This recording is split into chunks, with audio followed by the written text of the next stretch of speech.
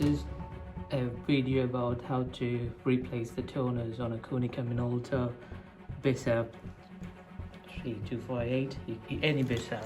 Basically, I've replaced these two, and this is the last one I'm gonna replace.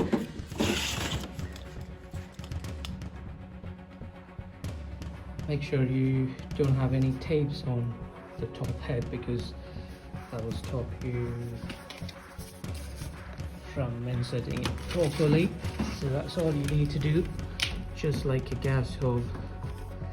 Make sure they're on that one. That bit goes in there and twist it, and it's locked.